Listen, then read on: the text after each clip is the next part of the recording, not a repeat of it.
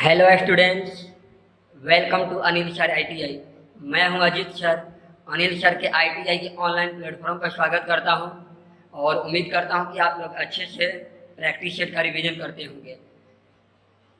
मैं आप लोगों को आईटीआई के फर्स्ट ईयर के works of calculation and science के प्रैक्टिस सेट थ्योरी कराने जा रहा हूं। इसके पिछले लेक्चर में हम प्रैक्टिस सेट 2 किए थे। ये आपके आईटीआई के एग्ज़ाम से रिलेटेड है। जो आपके आईटीआई एग्ज़ाम में आता है, ये समय दिया हुआ आपको 1.5 घंटा और अंक है 50 अंक का और क्वेश्चन रहेगा 25। तो चलिए स्टूडेंट्स, देर ना करते हुए आज हम प्रैक्टिस सेट थ्योरी का पहला नंबर क्वेश्चन देखिए। पहला नंबर प्रश्न दिया हुआ है कि 69 का वर्गमूल क्या होगा। 69 का वर्गमूल क्या होगा।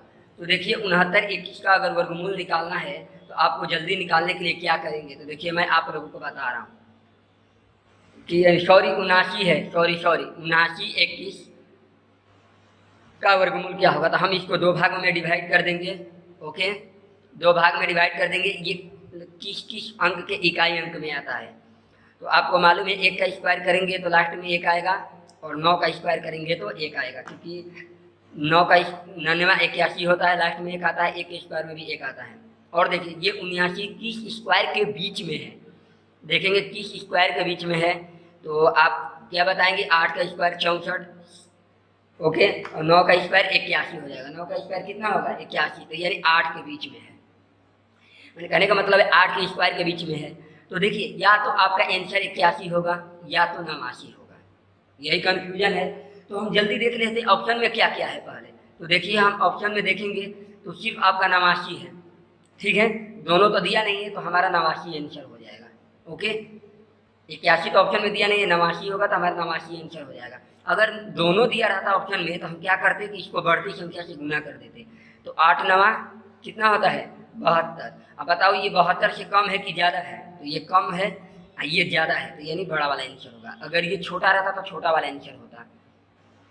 देखिए एक बार क्या करेंगे, सॉरी दिखाई नहीं दे रहा था, बढ़ती संख्या से गुना कर देंगे। 8 दे है तो 9 से गुना कर देंगे साथ में, तो 72। अब बताओ ये 72 से बड़ा है कि छोटा है। तो बड़ा है, तो हमारा बड़ा वाला आंसर हो जाएगा। लेकिन आपको 81 दिया नहीं था, इसलिए हमारा 89 आंसर हो जाएगा। ओके, तो चलिए हम अगला प्रश्न करते हैं। अगला प्रश्न दिया हुआ है कि 3 घंटे 1 दिन का कितना प्रतिशत है। ओके, 3 घंटे 1 दिन का कितना प्रतिशत है। तो चलिए हम बनाते हैं। देखिए 3 घंटे 1 दिन का कितना प्रतिशत है।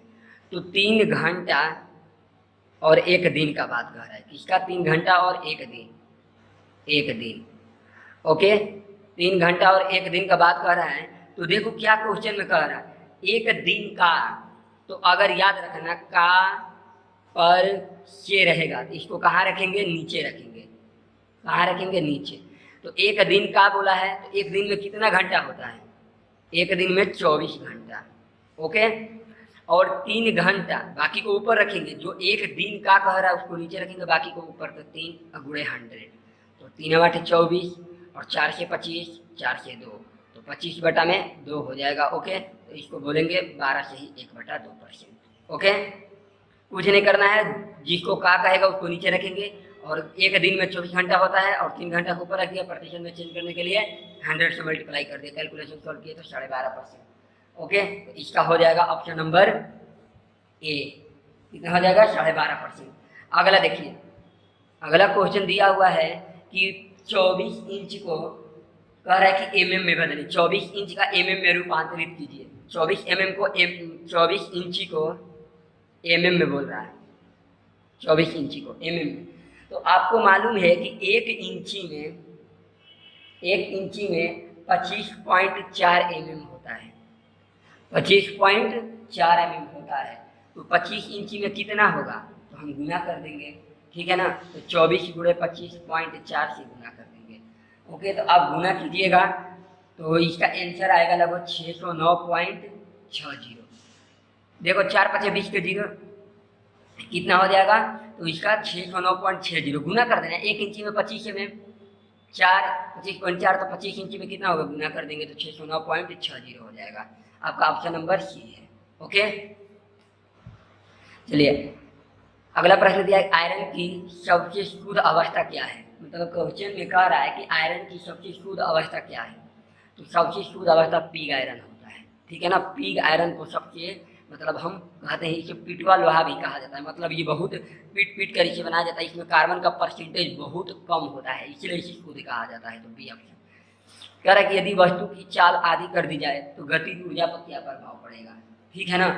तो ये देखो इस क्वेश्चन को कुछ नहीं करना है, अगर ट्रिक से बनाना है तो कुछ नहीं करना है। देखिए कह रहा है कि यदि वस्तु की चाल आदि कर दी जाए तो गतिज ऊर्जा पर क्या प्रभाव पड़ेगा। ओके, गतिज ऊर्जा पर क्या प्रभाव पड़ेगा। तो देखो इसको बनाने में समझाने में बहुत टाइम लगेगा, आपको बस कुछ नहीं करना है। आपको मालूम है कि गतिज ऊर्जा, तो काइनेटिक एनर्जी बराबर क्या होता है 1/2 mv²। mv² होता है। तो बस आप क्या करेंगे कि इसका स्क्वायर कर देंगे, तो 1/2 दिया है, ठीक है ना। तो 2 गुना करने को कह रहा है, देखिए 2 गुना करने को, ठीक है। तो 2 गुना करने को तो हम कुछ नहीं करेंगे, बस आपको 2 गुना कह रहा है तो उसको स्क्वायर कर देंगे। 2 को स्क्वायर करेंगे तो कितना हो जाएगा 4 हो जाएगा, 1/4 गुना हो जाएगा। इसको जल्दी बनाने का ट्रिक है, क्योंकि mv² होता है तो स्क्वायर दिया है तो हम इसको स्क्वायर कर देंगे। 2 गुना कर रहा है तो 2 का स्क्वायर करेंगे, 4 कहेगा तो 4 का स्क्वायर कर देंगे। ओके, तो 2 का स्क्वायर करेंगे तो कितना हो जाएगा 1/4 गुना। तो ऑप्शन देख लीजिए, 1/4 कह रहा है ना कि 4 गुना कहेंगे। तो बताइए इसका आंसर क्या होगा। तो इसका 5वां का बी हो जाएगा। हम खुद ही आपके यहाँ बनाए थे, देखिए 1 है और बटा में 2 का स्क्वायर कर देंगे 4 हो जाएगा, क्योंकि 2 गुना कर रहा था 2 का स्क्वायर 4, तो 1/4 होगा, तो 1/4 रह जाएगा, तो हम इसका बी कहेंगे। ओके, बी नंबर ऑप्शन हो जाएगा। 6ठा नंबर प्रश्न देखिए, बोल रहा है कि 7.8 विशिष्ट गुरुत्व वाला तथा 100 सेंटीमीटर आयतन का लोहा 13.6 विशिष्ट गुरुत्व के पारे में तैरता है, तो पारे में डूबा हुआ लोहे का आयतन कितना होगा। तो देखो इसका अगर लोहे का भार निकालना है, देखो लोहे का भार अगर किसी का भार निकाला जाता है तो भार निकालने का फॉर्मूला होता है, आप लोग को मालूम होगा, ये आर्किमिडीज का सिद्धांत है। तो आपको कुछ नहीं करना है, जल्दी अगर बनाना है तो देखिए क्वेश्चन एक बार और समझ लीजिए। 7.8 विशिष्ट गुरुत्व वाला तथा इतना सेंटीमीटर आयतन का लोहा है और इतना विशिष्ट गुरुत्व के पारे में तैराता है, तो पारे में डूबे हुए लोहे का आयतन बताए, ठीक है ना। जितना भाग डूबता है लोहा डूबेगा उतना हटाए गए भार के बराबर होता है, ठीक है ना। पानी में कोई भी चीज़ अगर डूबता है तो जितना वो डूबेगा उतना ही पानी हटाएगा, जितना उसका भार होगा उतना ही पानी हटाएगा। तो देखो हम इस क्वेश्चन को बता रहे हैं आप लोगों को। देखिए अगर लोहे का भार निकालेंगे आप, लोहे का भार बराबर होता है आयतन बटा आयतन इंटू घनत्व। क्या होता है आयतन इंटू घनत्व हो जाएगा।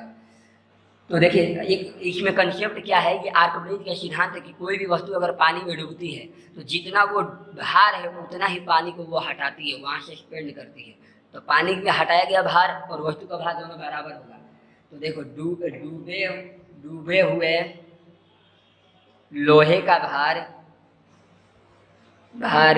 बराबर हटाए गए पारे का भार, देखो हटाए गए पारे का भार। ओके, तो चलिए देखिए, तो कहने का मतलब भार बराबर अभी बताए थे कि भार बराबर क्या होता है आयतन वॉल्यूम इंटू डेंसिटी। भार होता है वॉल्यूम इंटू डेंसिटी, ठीक है। तो आपको मालूम है आपको क्या निकालना है, तो क्वेश्चन में एक बार देख लेते हैं। देखिए कह रहा है कि पानी में डूबे हुए लोहे का आयतन बताना है, पानी में डूबे हुए लोहे का आयतन। तो इसका आयतन निकालना है, तो आयतन निकालने के लिए वॉल्यूम ये किधर चला जाएगा, ये बटे में चला जाएगा। ओके, हटाए गए पारे का भार। तो अगर भार निकालना है तो देखो इसको V1 बोल रहा हूँ, इसको V2, इसको D1, इसको D2। तो आपको V2 निकालना है, भार निकालना है, तो V2 बराबर क्या हो जाएगा। अब V2 निकालेंगे तो V1 इंटू D1 बटा में D2। ओके, क्योंकि यही बोल रहा है, खुद ही बोल रहा है क्वेश्चन में। देखिए पारे में डूबे हुए लोहे का आयतन बताना है, तो यही डूबा हुआ हटाएगा, इसके भार के बराबर होगा। तो चलिए देखिए V1 कितना दिया है 100, इसका भार लोहे का भार कितना दिया है डूबे हुए लोहे का 100, और D1 कितना दिया है डेंसिटी 7.8, जिसे विशिष्ट घनत्व कहते हैं। घनत्व को ही विशिष्ट स्पेसिफिक डेंसिटी कहा जाता है। और ये कितना दिया हुआ है V2, यानी इसका डेंसिटी तो 13.6 हो जाएगा। ओके, 0 से 0 कैंसिल हो जाएगा। आप कैलकुलेशन कीजिए। देखिए पहले इसको करते हैं, 2 से 50, नहीं छोड़ दो, इसको 0 को छोड़ दो। 2 से 2 3 6, तो 2 8 16, 2 9 18, 2 3 6, तो 2 9 18 हो जाएगा। ये देखो 2 6 12, 2 8 16। अब ये कटेगा नहीं, अगर काटना चाहते हैं तो और काट सकते हैं 2 से। देखिए 4 से काटेंगे, 2 से काटेंगे तो 50 बार में, 2 3 6 2 4 8, 2 से 25 बार में, 2 से 17 बार में।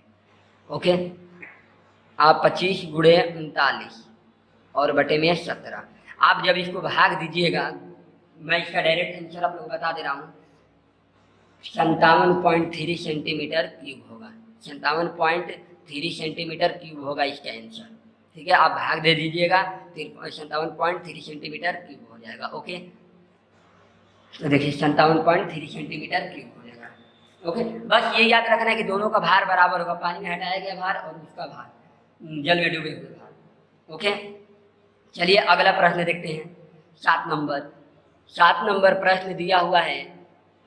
देखिए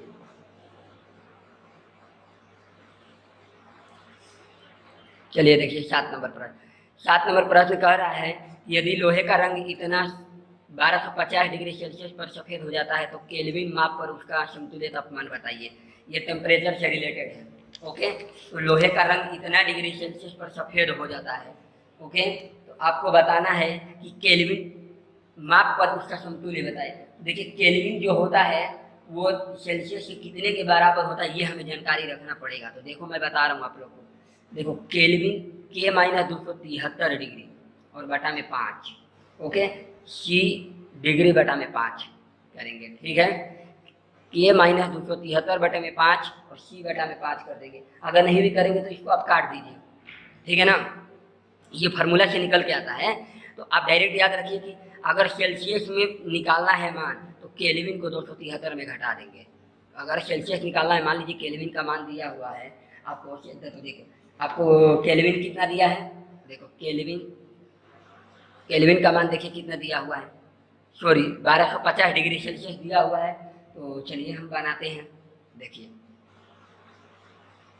तो के माइनस 273 डिग्री और सेल्सियस कितना दिया हुआ है, सेल्सियस आपको 1250, तो के बराबर कितना हो जाएगा, ये राइट साइड में चला जाएगा, 1250 प्लस 273। ओके, तो इसको जोड़ेंगे तो आप लगभग 3 के 3 7 5 12 के 2 और 2 2 4 1 5 1 1523 डिग्री केल्विन। केल्विन बोलेंगे इसे, केल्विन को डिग्री में शो नहीं किया जाता है, केल्विन ही बोल दिया जाता है। तो देखिए एक बात आप लोग नोट कीजिएगा, जब सेल्सियस निकालना है, सॉरी केल्विन निकालना है, सेल्सियस दिया रहेगा तो देख लो 273 जोड़ दिया जाता है। क्या करेंगे, 273 जोड़ देंगे। अगर मान लो सेल्सियस 50 डिग्री दिया है तो केल्विन बताना है तो 273 प्लस 50 कर देंगे। ठीक है ना, अगर केल्विन दिया है, सेल्सियस बताना है, केल्विन दिया है, सेल्सियस बताना होगा तो माइनस कर देंगे। देखो केल्विन दिया रहेगा तो हम सेल्सियस निकालने के लिए माइनस कर देंगे। ओके, तो हमारा ऑप्शन 1523 देख रहा हूँ, 1523 केल्विन। ओके, 8 नंबर प्रश्न देखिए। 8 नंबर प्रश्न दिया हुआ है कि 0.2 प्लस 0.22 बराबर दिया हुआ है। तो आप इसको देखिए कैसे बनाएंगे, मैं देखिए आपको बताता हूँ। इस पे देखिए 0.2 प्लस 0.22 प्लस 0.222 दिया हुआ है। ओके, चलिए देखिए, तो देखिए 2 दिया हुआ है, 2 2 4 और बताइए 4 और 2 6। ओके, तो आप अगर जोड़ना चाहेंगे तो देखिए लास्ट में इसका 2 दिया हुआ है तो लास्ट में 2, इसके लास्ट में देखो 2 है तो 2, क्योंकि ये तो एक अंक है, ये एक अंक है, इसके लास्ट में कुछ नहीं है यहाँ पे, तो 2 जोड़ेंगे। फिर देखो ये 2 अंक पे है, ये भी 2 अंक पे, तो 2 कितना हो जाएगा, 2 2 4 हो जाएगा। ओके, अब देखो ये लास्ट अंक में 2 2 4 2 6 हो जाएगा और पॉइंट लगा दीजिए, 0 तो 0.642 हो जाएगा, 0.642। तो इसका ऑप्शन हो जाएगा 0.642, डी नंबर। अब देखिए आपको एक रेशियो का प्रश्न दिया हुआ है। देखिए चलिए देखिए, ए अनुपात बी बराबर 7:9 है और बी अनुपात सी बराबर 15:7 है। ए अनुपात सी बराबर क्या होगा, देखो ए अनुपात बी बराबर 7:9 है। ओके, देखिए ए अनुपात बी बराबर 7 और बी अनुपात सी बराबर कितना दिया है, 15:7 दिया हुआ है। ओके, 15:7।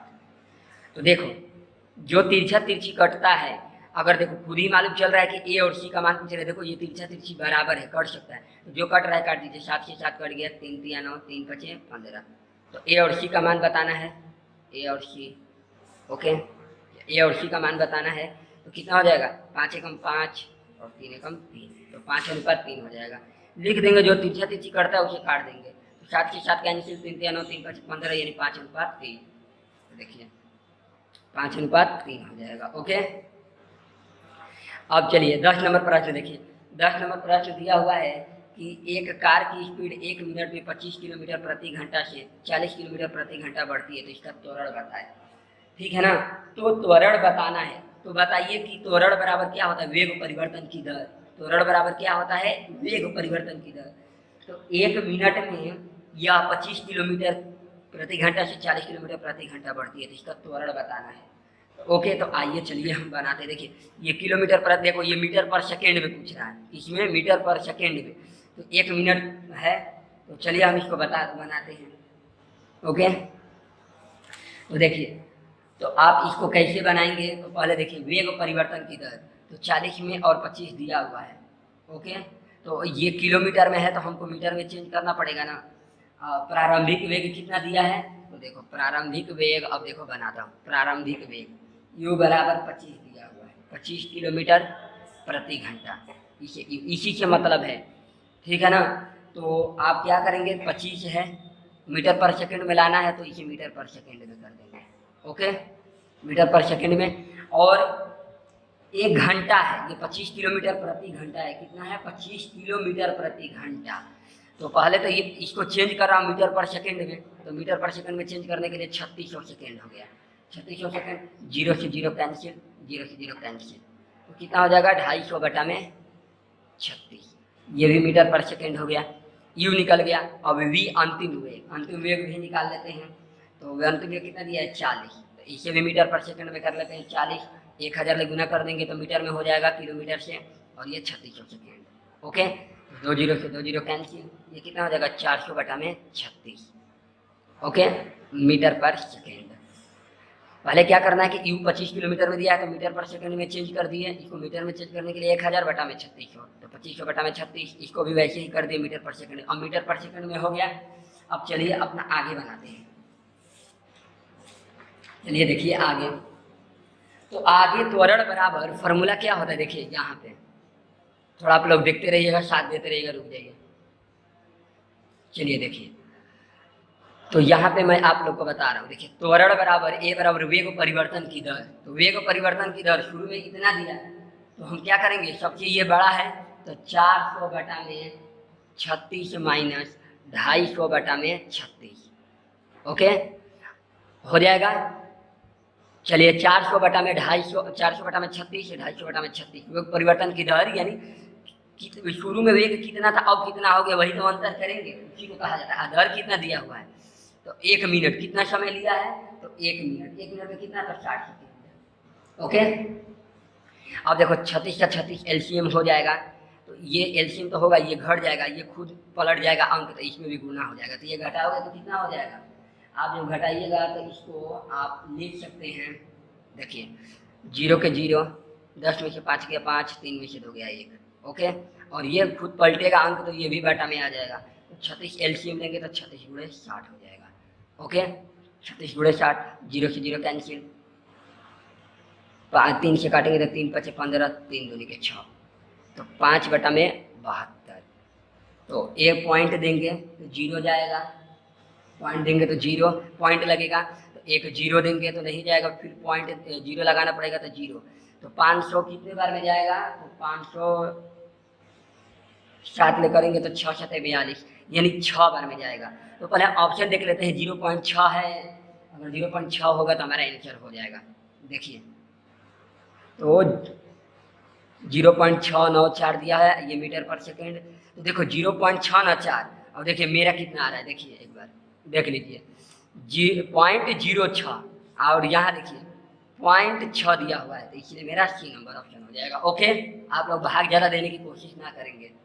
चलिए अगला प्रश्न देखते हैं। जिन लोगों को स्क्रीन शॉट लेना होगा आप लोग स्क्रीन शॉट भी ले लीजिएगा। ओके, एक बार समझने के लिए। चलिए यही आपका आंसर हो जाएगा। चलिए 11 नंबर प्रश्न देखते हैं। निम्न समीकरणों में ए तथा बी का मान बताइए। ठीक है, ए तथा बी का मान बताना है। ओके, देखिए ये आपका बहुत बेसिक पड़ेगा, बहुत बेसिक बनाना पड़ेगा। ठीक है ना, आपको कैलकुलेशन करना पड़ेगा। इसमें मुझे टाइम बहुत ज़्यादा लग जाएगा बनाने में। आप इसको क्या करेंगे, अगर ट्रिक से भी बनाना चाहते हैं जल्दी तो ओके, अगर ट्रिक से बनाना चाहते हैं तो देखिए किसी में 7 नहीं दिया हुआ है, किसी में 7 दिया है नहीं दिया है, जबकि यहाँ बटा में 7 है, ऑप्शन किसी में 7 नहीं है तो आपका ऑप्शन बी हो जाएगा जल्दी बनाने के लिए। देखो बटा में 7 है, किसी ऑप्शन में 7 नहीं है क्योंकि ये कटेगा नहीं, तो हमारा ऑप्शन नंबर बी हो जाएगा 11 नंबर। चलिए 12 प्रश्न देखते हैं। 12 नंबर प्रश्न देखिए। चलिए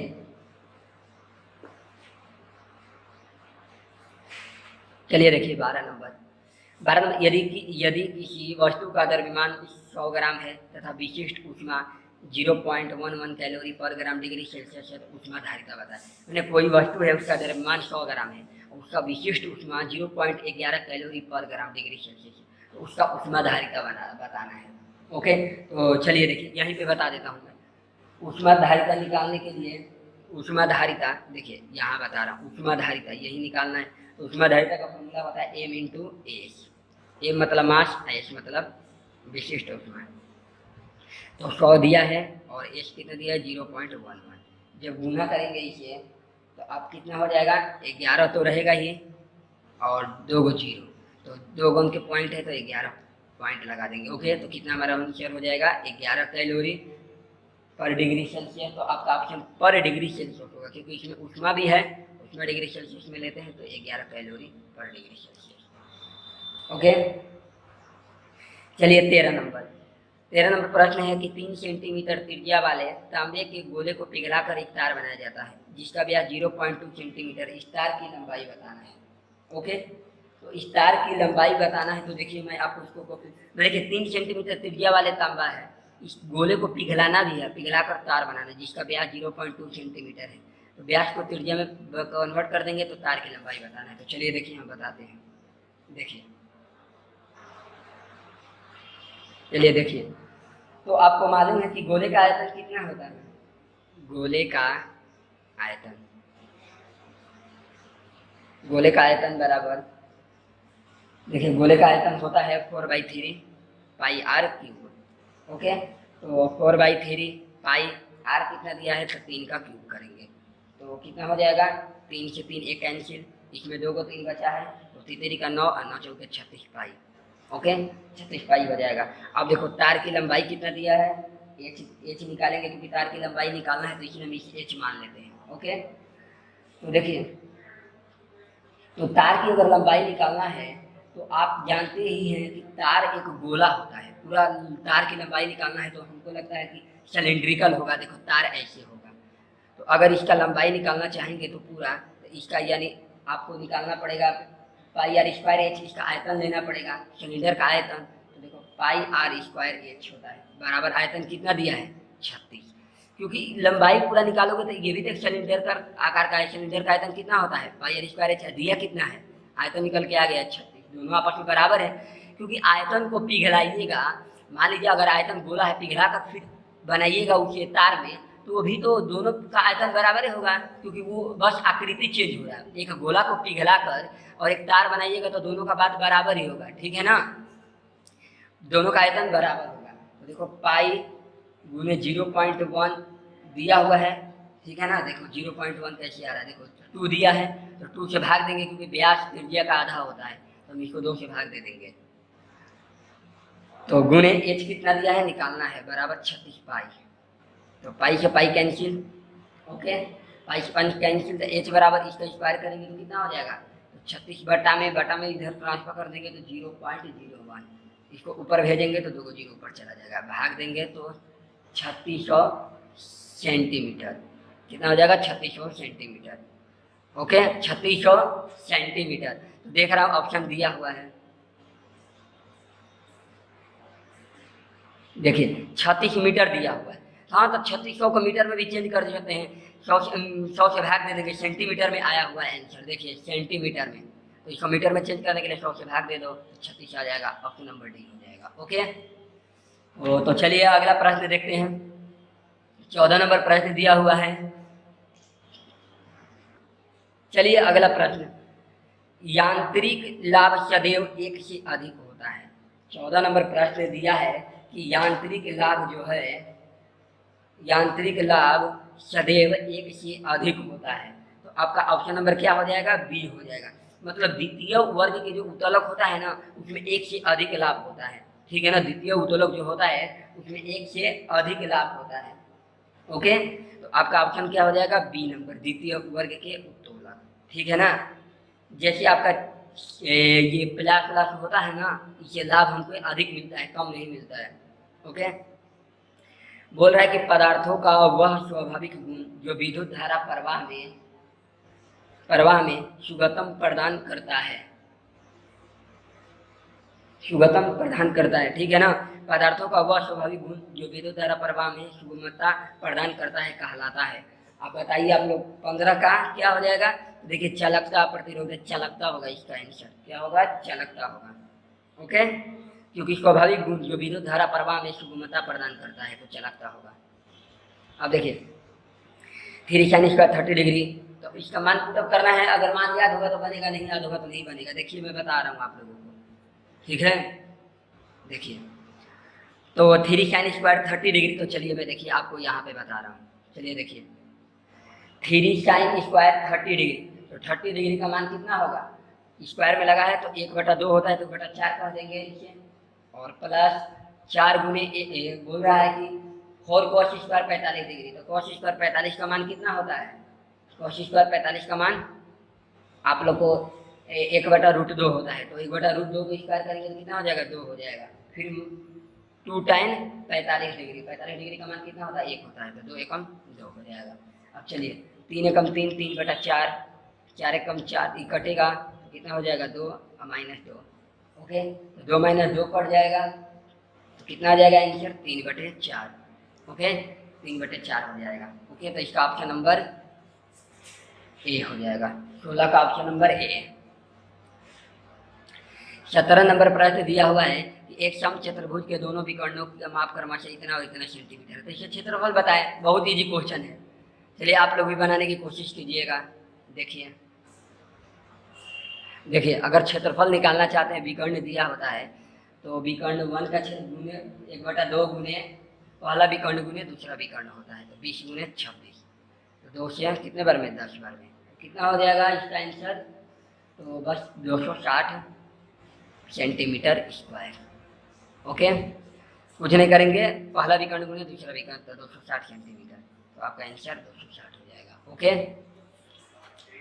चलिए 18 नंबर प्रश्न है कि किसी चालक पदार्थों में से विद्युत धारा को एक सिरे से दूसरे सिरे तक प्रवाहित करने वाला बल कहलाता है, ठीक है ना। कौन सा बल, देखो किसी चालक पदार्थ में विद्युत धारा को एक सिरे से दूसरे सिरे तक प्रवाहित करने वाला बल को क्या कहते हैं, चुंबकीय विद्युत वाहक बल, विद्युत वाहक बल, विद्युत धारा। तो ये हमको लगता है सबको मालूम होगा। 18 का इसका क्या हो जाएगा, तो हमको लगता है विद्युत वाहक बल, इसका 18 का बी हो जाएगा। ओके विद्युत वाहक बल होगा। चलिए 19 नंबर प्रश्न, एसआई प्रणाली में विद्युत विशिष्ट ऊष्मा का मात्रक क्या होता है, विशिष्ट ऊष्मा का मात्रक क्या होता है। तो एसआई प्रणाली में विशिष्ट ऊष्मा का मात्रक अभी पढ़े थे हम लोग, विशिष्ट ऊष्मा जो मात्रक निकाले थे इनसे कैलोरी पर ग्राम डिग्री आया था, तो इसका कैलोरी पर ग्राम डिग्री सेल्सियस होता है। विशिष्ट ऊष्मा का मात्रक क्या होता है, तो कैलोरी पर ग्राम डिग्री सेल्सियस। ओके चलिए 20 नंबर प्रश्न देखते हैं। यदि एक मशीन की निवेशी शक्ति 8 किलोवाट तथा निर्गत शक्ति 3450 जूल हो तो उसकी दक्षता बताइए, ठीक है ना, उसका दक्षता बताना है। तो देखो दक्षता निकालने के लिए कुछ नहीं होता है, बस इनपुट बटा में आउटपुट होता है। दक्षता निकालने के लिए क्या होता है, इनपुट बटा में आउटपुट, ठीक है ना। एफिशिएंसी का सिंबल ऐसे होता है दक्षता। तो इनपुट कितना दिया है तो आपको इनपुट देखिए, सॉरी आउटपुट बटा में इनपुट होता है, मैंने आउटपुट कितना आ रहा है, इनपुट से हमें आउटपुट कितना आ रहा है, तो आउटपुट कितना दिया हुआ है देखिए, तो आउटपुट 3450 और बटा में इनपुट होता है। कहने का मतलब है हम जितना बल लगाएंगे उतना ही आउटपुट मिलेगा, तो हम 8 किलोवाट है। ओके, तो 1000 वाट में 1000 किलोवाट में कितना वाट होता है, 1000, ये 8 किलोवाट दिया है, तो 1000 किलोवाट में 1 वाट होता है, क्योंकि पावर का यूनिट जो होता है ना वाट होता है, तो वाट में चेंज करने के लिए 1000 होगा, क्योंकि किलो दिया है तो 1000 कर देंगे तो 8000 हो जाएगा, और मात्रक में चेंज करने के लिए 100 से, परसेंटेज में चेंज करने के लिए 100 से मल्टीप्लाई कर देंगे, तो 0 से 0 2 को कैंसिल, 1 0 से 1 0 कैंसिल। ओके, तो देखिए अब भाग दीजिए, और चौके 32, देखिए ऑप्शन कोई है, ज़्यादा भाग देने की कोशिश भी नहीं करेंगे, और चौके 32 डायरेक्ट सी नंबर ऑप्शन आ रहा है, सी हो जाएगा। ओके, अब 22 नंबर प्रश्न देखिए, 136 ग्राम पारे वाले 136 ग्राम मात्रा वाले पारे का आयतन क्या है, जबकि पारे का घनत्व इतना ग्राम है। तो आपको तो मालूम ही होगा आयतन बराबर क्या होता है, देखिए वॉल्यूम बराबर क्या होता है, तो आपको मालूम ही होगा मास अपॉन डेंसिटी।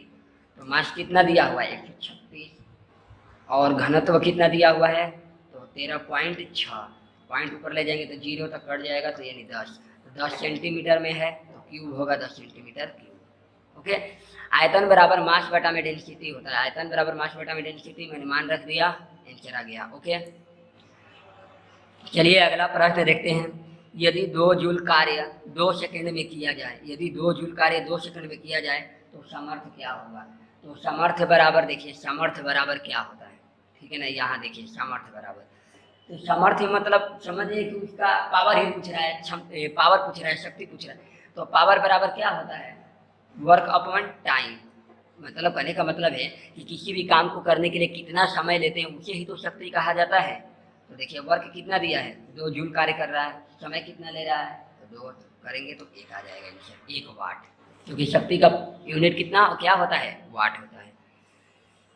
दिष्ट धारा की आवृत्ति का मान होता है, कहने का मतलब है कि दिष्ट धारा की आवृत्ति का मान होता है, आवृत्ति का मान क्या होता है, दिष्ट धारा यानी डायरेक्ट करंट, डायरेक्ट करंट का फ्रीक्वेंसी 0 होता है, कितना होता है 0, तो 23 का डी हो जाएगा। देखिए 14 नंबर प्रश्न क्या दिया हुआ, 24 नंबर, एक समदंड 1 मीटर लंबा है, एक समदंड जो है 1 मीटर लंबा है, कहने का मतलब है कि समदंड मतलब देखिए, जैसे देखिए यहाँ पे बता रहा हूँ मैं, देखिए यहाँ पे एक समदंड जो है 1 मीटर लंबा है, कोई मान लीजिए दंड मतलब मापने वाला कोई है 1 मीटर लंबा है, बोल रहा है कि जब एक सिरे पर 40 केजी का भार लटकाया जाता है, ठीक है ना, मान लो इस केजी पर 40 केजी का भार लटका रहा हूँ, 40 केजी। ओके, और दूसरे कीजिए फिर बोल रहा है कि यह तो वह उस सिरे से 20 सेंटीमीटर दूर बिंदु पर संतुलित होता है, माने यहाँ से 20 सेंटीमीटर संतुलित होता है, कितना 20 मीटर पे, 20 मीटर पे संतुलित होता है। ओके, 20 सेंटीमीटर, सेंटीमीटर दिया है, ये मीटर में है, तो सेंटीमीटर को मीटर में चेंज करने के लिए 100 से भाग देंगे तो क्या हो जाएगा, 100 से भाग देंगे तो 0.20 भी बोल सकते हैं, 100 से भाग देंगे, देखिए ये कितना हो जाएगा 0.20। ओके, इतना मीटर पे ये क्या हो रहा है, संतुलित हो रहा है, अपने को बैलेंस कर रहा है, ठीक है ना।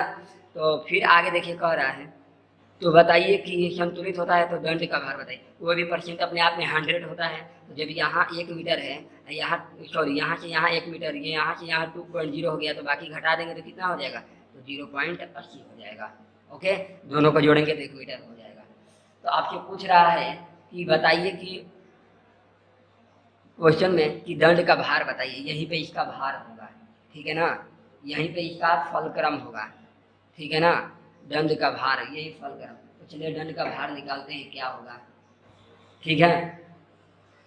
तो आपको कुछ नहीं करना है, भार इसका कितना दिया है 40, देखो इसका भार कितना दिया है 40, कितने दूर पे संतुलित हो रहा है तो 0.2 पे, बराबर होगा W गुने, अब ये होगा किसके बराबर, यहाँ भी वेट है W, तो ये होगा इसके बराबर, तो 0.80, ओके, कहने का मतलब है इसका भार यहाँ संतुलित होगा और इसका भार इसके बीच में संतुलित होगा। बीच में एक दंड लगा रहता है, जो आप लोग नहीं देखते हैं, जो तौला जाता है, आप लोग जो आटा चावल तौला जाता है तो बीच में आपका सेंटर लगा रहता है, इधर भी भार इधर भी भार, तो यहाँ के बीच में ये इसके बराबर, यहाँ के बीच में ये इसके बराबर होगा। ओके, तो चलिए, तो W बराबर 40 गुने 0.20 और बटा में क्या हो जाएगा 0.80। ओके, तो ये पॉइंट से पॉइंट खत्म। ओके, पॉइंट से पॉइंट खत्म हो जाएगा, तो 20 चौके 80 और ये 4 दहाइयाँ। ओके, तो ये कितना आ जाएगा 10 kg, आंसर इसका 10 kg हो जाएगा। ओके, कुछ नहीं करना है, बस एक फल मान ले लिया जाता है, यहाँ पे वेट रहता है, वेट यहाँ पे सेंटर पे बैलेंस होगा, यहाँ 40 kg लटका है, यहाँ नहीं मालूम है कितना लटका होगा, उसी का तो भार पूछ रहा है। तो यहाँ से यहाँ 0.20 है, क्योंकि सेंटीमीटर में दिया था तो मीटर में चेंज कर दिए, तो यहाँ से 0.80, ये दोनों इसके बराबर होंगे और ये दोनों इसके बराबर होंगे, तो बराबर कर दिए, मान निकाल दिया, जिसका निकालना है, जिसका नहीं दिया निकल गया। ओके, अब देखिए अगला प्रश्न 25 नंबर। 25 नंबर प्रश्न है कि एक टन द्रव्यमान की वस्तु को खींचने और उसमें 15 मीटर पर सेकेंड स्क्वायर का त्वरण उत्पन्न करने हेतु अपेक्षित बल क्या होगा। ठीक है ना, अपेक्षित बल बताना है। तो चलिए मैं बता रहा हूँ आप लोगों को अपेक्षित बल। चलिए देखिए, चलिए एक बार पढ़ लीजिए। 15 सेंटीमीटर दिया है त्वरण, तो अपेक्षित बल बता रहा है। तो देखिए, चलिए देखिए यहाँ पे तो मास बराबर 1 टन दिया हुआ है, तो टन को केजी में चेंज करेंगे तो कितना हो जाएगा 1000 kg। देखिए खुद बोल रहा है, क्वेश्चन में दिखाता हूँ मैं आपको। देखिए 1 टन दिया हुआ, 1 टन की द्रव्यमान, तो द्रव्यमान है 1 टन का, ठीक है। ओके, और त्वरण कितना दिया है, त्वरण 15 दिया हुआ है, खुद बोल रहा है, ए बराबर 15 मीटर पर सेकेंड स्क्वायर। तो पूछ रहा है कि अपेक्षित बल बताए, वही आवश्यक बल बताना है। तो ए बराबर क्या होता है, एम ए होता है। एम कितना दिया है 1000 और गुने त्वरण कितना दिया है तो 15। ओके, तो इसे गुना कर देंगे तो कितना हो जाएगा 15000। कितना हो जाएगा 15000। ये देखो, ये केजी में है और ये मीटर पर सेकेंड। केजी मीटर पर सेकेंड स्क्वायर को क्या बोलते हैं, ये त्वरण है मीटर पर सेकेंड, तो इसी को न्यूटन बोला जाता है। तो 15000 न्यूटन हो जाएगा। ओके, देख लीजिए 15000 न्यूटन। इसका आंसर क्या हो जाएगा, ए नंबर ऑप्शन 15000 न्यूटन। आप लोग को ये प्रैक्टिस सेट 3rd कंप्लीट हो चुका है। आप लोग एक बार कमेंट करके बताइए कि सर वीडियो में यहाँ दिक्कत हो रहा है, ऐसे बताइए ऐसे बताइए। आप लोग बताएंगे कि कहाँ पे दिक्कत हो रहा है, तो मैं आपकी कमी को समझूंगा कि आप लोग को कहाँ नहीं समझ में आ रहा है, कैसे बताना है। क्वेश्चन पढ़ के बताइए सर, जैसे आप लोग कहेंगे वैसे प्रैक्टिस सेट कराया जाएगा। एक बार आप लोग तो कमेंट कीजिए, कमेंट करेंगे तभी तो मालूम चलेगा कि कैसे बताना है। तो आप लोग कमेंट करके जरूर बताइएगा कि वीडियो कैसा लगा, और आप लोग शेयर भी कीजिएगा, सब्सक्राइब भी कीजिएगा। ओके, थैंक यू स्टूडेंट्स, अच्छे से पढ़ाई करते रहिए।